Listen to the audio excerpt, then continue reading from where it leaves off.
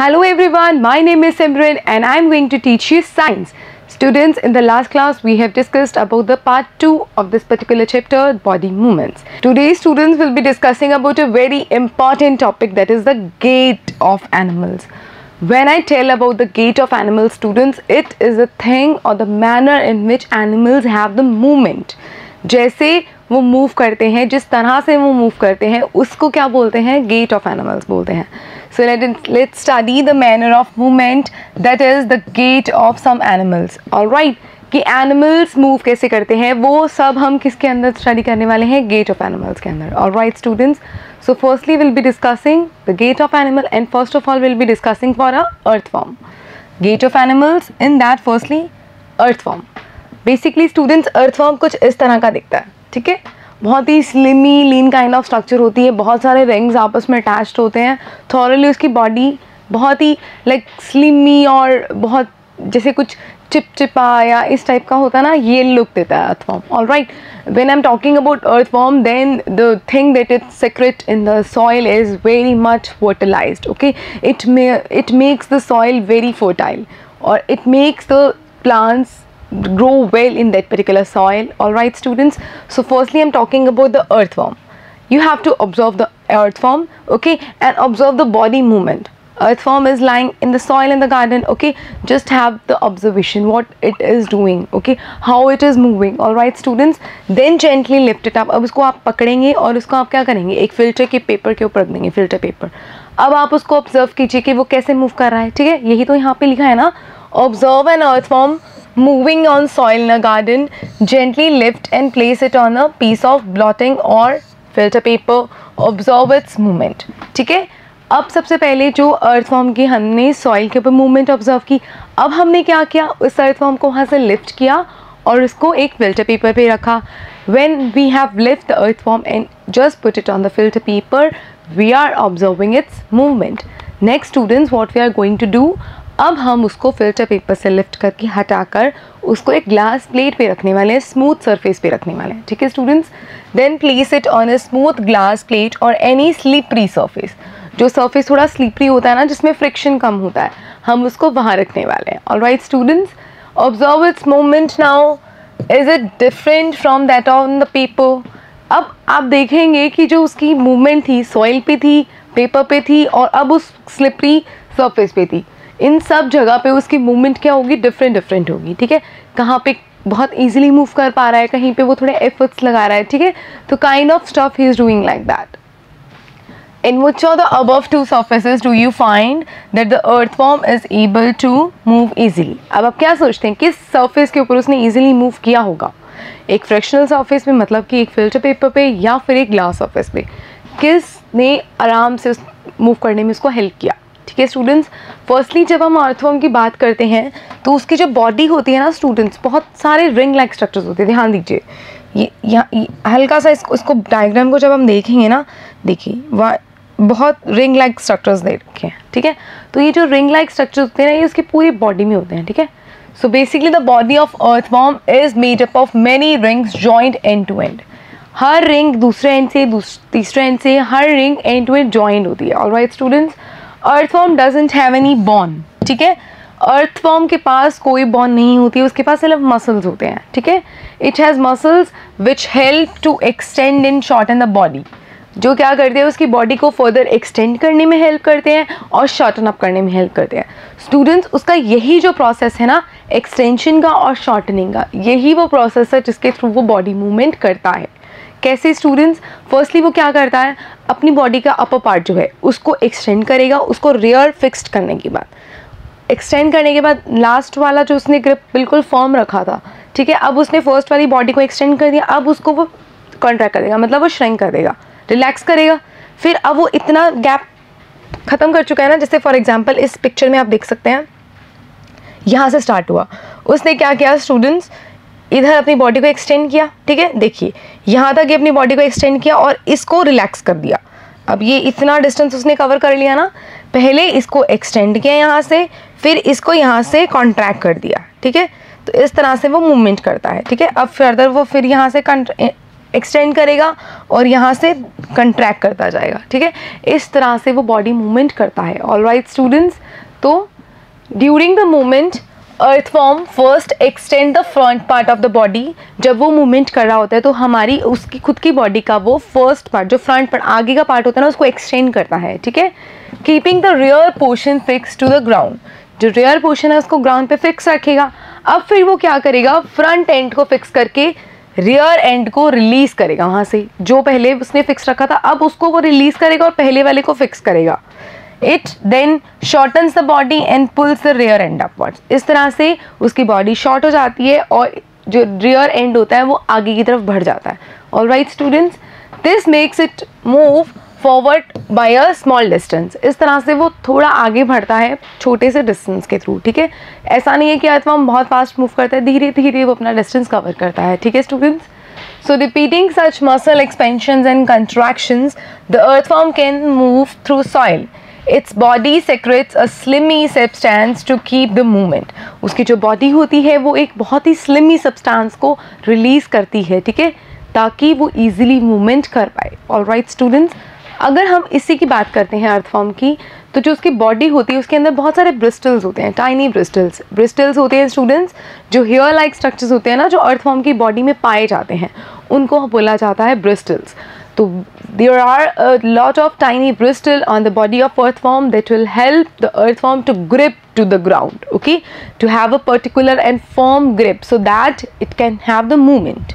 Alright students, so under its body it has a large number of tiny bristles projecting out. The bristles are connected with muscles.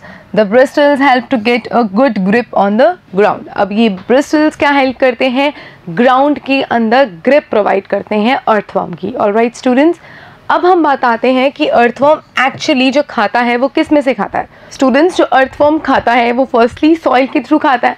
अब वो खाना खाने के बाद जो उसका undigested particle होता है, food particles होते हैं, वो भी किस में रिलीज कर देता है, सॉइल में रिलीज कर देता है। तो इस तरह से जो उसकी सेक्रेशंस होती हैं अनडाइजेस्टेड प्रोडक्ट्स की, वेस्ट प्रोडक्ट्स की, वो सॉइल की फर्टिलिटी के लिए बहुत बहुत अच्छी होती हैं। उसके अंदर प्लांट्स बहुत अच्छे से ग्रो करते हैं, फर्टाइल सॉइल बनाते हैं वो, ठीक है students. So the earthworm actually Yeats it's way through the soil. Its body then throws away the undigested part of the materials that it eats.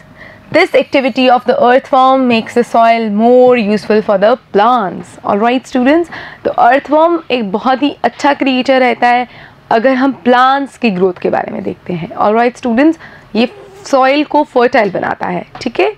अब हम बात करते हैं next animal की कि उनकी body movements कैसी होती हैं. We'll be talking about a snail. Alright students, have a look. This is a snail in front of you.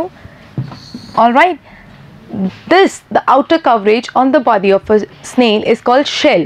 Okay, this is called a shell. This is the rounded structure in the front of snail, okay, on its back. So basically the rounded structure a snail carries on its back is called shell.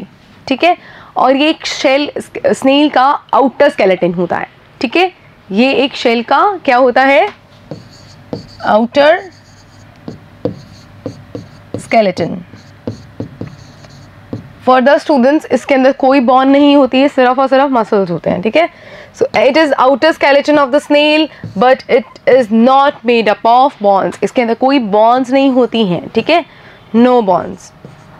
ये बहुत important चीज़ है, सबको लगता है shell के अंदर bones होंगी, बोन्स नहीं होती हैं शेल के अंदर, ठीक है स्टूडेंट्स। तो एक स्नेल है, स्नेल के ऊपर एक पार्ट है जिसको क्या बोलते हैं, राउंड जो पार्ट होता है उसको बोलते हैं शेल, और ये शेल उसकी मूवमेंट में हेल्प नहीं करता है, ठीक है।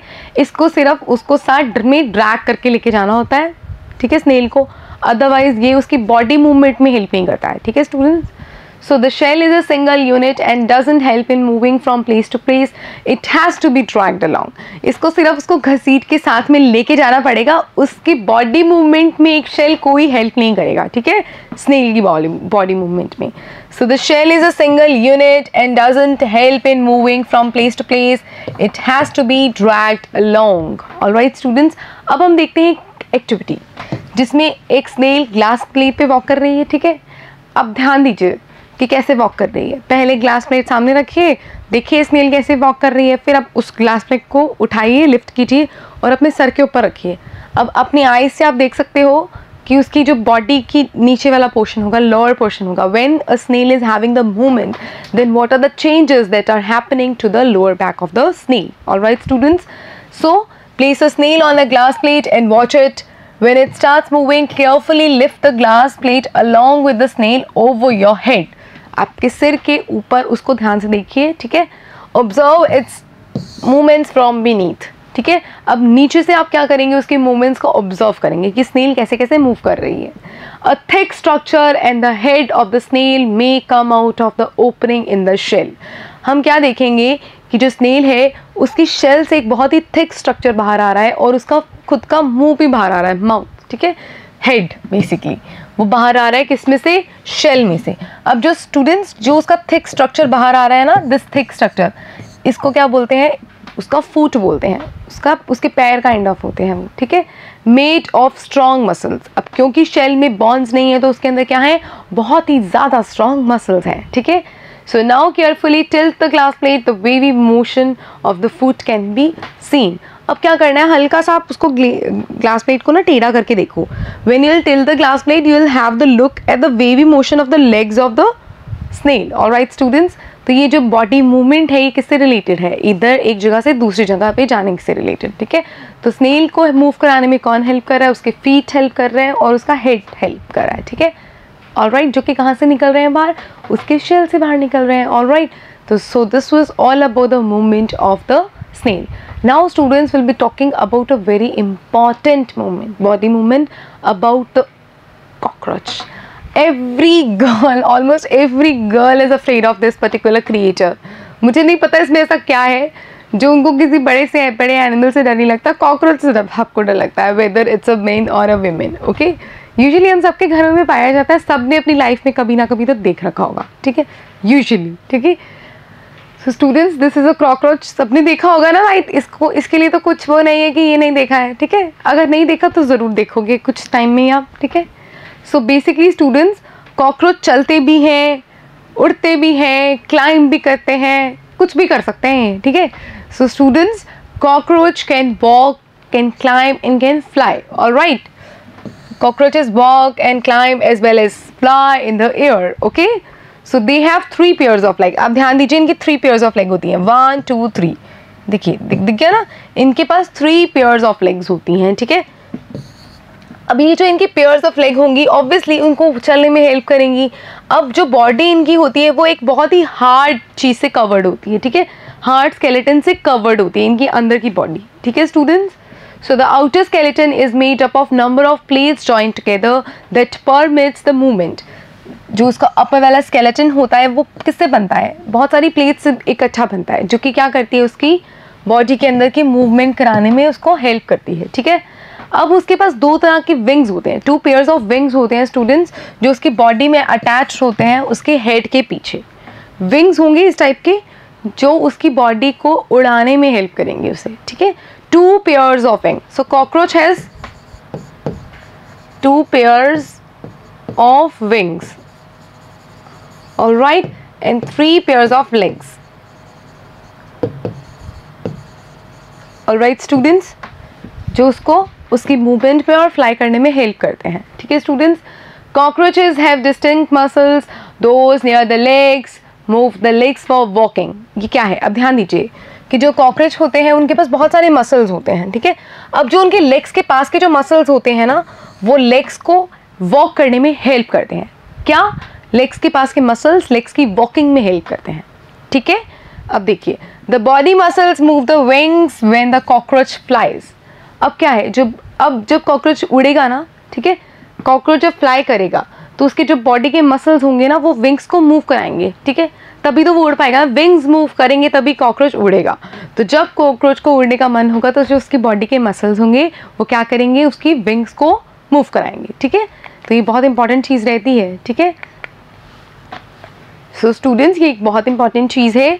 So the body muscles of the cockroach will help the wings to move and let the cockroach fly. Alright, so next we'll be discussing about the bird. So students, birds के अंदर का जो basic movement होता है that is concern with flying. Birds basically क्या करती हैं, fly करती हैं ना, और मूव भी करती हैं, वॉक भी करती हैं, ठीक है। तो बर्ड्स की जो मूवमेंट होती हैं वो फ्लाइंग से रिलेटेड होती है, वॉकिंग से रिलेटेड होते हैं। So firstly students, if this is a bird, तो जो बर्ड्स की जो बॉन्स होती है ना, हड्डियाँ होती हैं, बहुत होलो होती है अंदर से, उनके अंदर मतलब कुछ नहीं होता। So the bones are hollow and light, बहुत हल्की होती है, जो उनको अगर उसकी बॉन्स लाइट होंगी तभी वो उड़ पाएंगी, तभी उनको वेट इतना नहीं लगेगा, इसी वजह से वो उड़ पाती हैं, ठीक है। The bones of the hind limbs are typical for walking and perching. जो हिंड लिप्स के अंदर की जो बॉन्स होती हैं वो बेसिकली होती ही उस पर्पज़ के लिए, वॉक करने की पर्पज़ के लिए होते हैं। ऑलराइट स्टूडेंट्स, जैसे देखिए, जो अब एक बर्ड के अंदर के बॉनी पार्ट्स जो होंगे ना, जो फोरलिम्ब से अटैच होंगे, वो ही मॉडिफाई होकर विंग बनते हैं, और जो उनकी शोल्डर बॉन्स होती हैं बहुत स्ट्रॉन्ग होती हैं, जो उनको एक ग्रिप प्रोवाइड करती हैं। अगर वो फ्लाई करती हैं स्काई के अंदर तो उनकी शोल्डर बॉन्स बहुत हेल्प करती हैं बिकॉज दे आर स्ट्रॉन्ग, और उनको विंग्स की हेल्प से बहुत आगे का पुश मिलता है, ठीक है। So students, the breast bones are modified to hold muscles of flight which are used to move the wings up and down.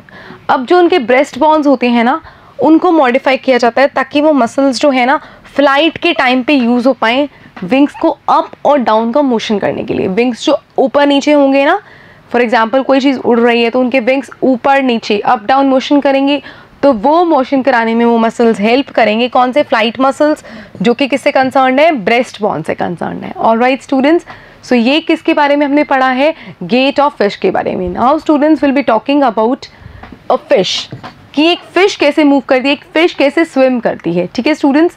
जो फिशेस की यूजुअली हमने स्ट्रक्चर देखी है, तो उसका जो हेड होता है और उसकी टेल जो होती है यूजुअली शॉर्ट होती है, मतलब पतली होती है कंपेयर टू इस बॉडी।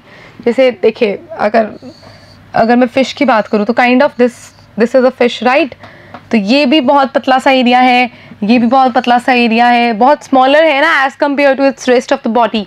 सो स्टूडेंट्स, जो फिश के अंदर उसका हेड और उसका टेल स्मॉलर होता है as compare to its body, उस शेप को क्या बोला जाता है? Streamline shape, okay. और ये स्ट्रीमलाइन शेप हेल्प करती है एक फिश को स्विम करने के लिए, ठीक है। Have a look, the head and the tail of the fish are smaller than the middle portion of the body, the body tapers at both end, मतलब बॉडी दोनों तरफ से छोटी होती है, ठीक है।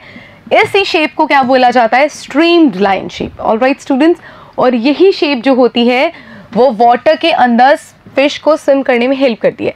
The shape is such that water can flow around it easily and allow the fish to move in water. इस तरह से होती है, इस शेप के कारण होता है कि आसपास से वाटर आराम से मूव कर सकता है, और इसी वजह से फिश वाटर के अंदर मूव कर सकती है। Alright students, so the skeleton of fish is covered with strong muscles. अब एक फिश के पास बहुत सारे मसल्स होते हैं जो उसको मूव कराने में हेल्प करते हैं। यहाँ देखिए, आपको एक पिक्चर दिख रही है, इसमें क्या है? फिशेस की मूवमेंट है। एक फिश यहाँ से मूव करना शुरू की, ध्यान दो, अगर एक फिश स्विम कर रही है ना तो उसका जो हेड होगा ना वो एक साइड पे होगा, ठीक है, वेव काइंड ऑफ बनाएगा एक साइड पे, और उसकी टेल उसी टाइम पे ऑपोजिट साइड ऑफ बनाएगी। सेम मोमेंट पे क्या होगा? अब वो दोनों ऑपोजिट साइड हो जाएंगे, मतलब पहले उसका फेस इधर था और उसकी टेल ऑपोजिट थी, अब उसका फेस इधर होगा और उसकी टेल ऑपोजिट होगी। सो स्टूडेंट्स, जो ये फटाफट से जो जर्क आता है ना, जो जर्क होता है, ठीक है, पहले इधर था अब इधर था, उस जर्क के कारण वाटर पुश करता है आगे से स्विम को, ठीक है। तो वाटर जब पुश होता है तो जो फिश है वो आगे की तरफ मूव करती है। ऑलराइट स्टूडेंट्स, यही है इस बारे में।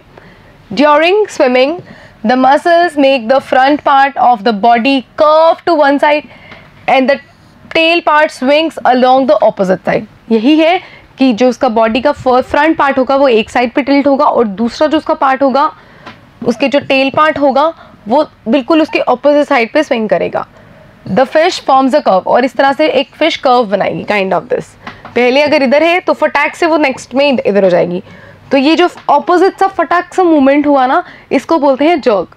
Then quickly the body and the tail curve to the other side, this makes a jerk and push the body forward. इस तरह से एक जर्क होती है और बॉडी उसकी आगे की तरफ पुश करती है, ठीक है। A series of such jerks make the fish swim ahead. इसी तरह से फिश आगे की तरफ स्विम करती है। This is helped by the fins of the tail. अब उसकी टेल के अंदर जो फिन्स होते हैं ना, काइंड ऑफ दिस थिंग, वो इस मोमेंट को हेल्प करते हैं, ठीक है, करने में बेसिकली। सो स्टूडेंट्स, यही एक वो तरीका है जिससे फिशेस मूव करती हैं। ऑलराइट, अब हम बात करने वाले हैं एक बहुत ही इंपॉर्टेंट क्रीचर के बारे में जिसको बोला जाता है एक स्नेक। स्नेक इस तरह की कोई क्रिएचर है, ठीक है, उसके पास एक बहुत ही लंबी बैकबोन होती है स्टूडेंट्स, और वो जो बैकबोन होती है ना वो बहुत लॉन्ग मसल से बनी होती है, ठीक है, थिन मसल से बनी होती है।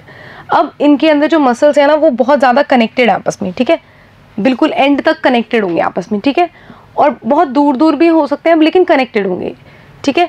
मसल्स जो इंटरकनेक्टेड है वो बैकबोन से भी कनेक्टेड है और उसकी स्किन से भी कनेक्टेड है। ध्यान दीजिए, snakes have a long backbone, they have many thin muscles, they are connected to each other even though they are far from one another.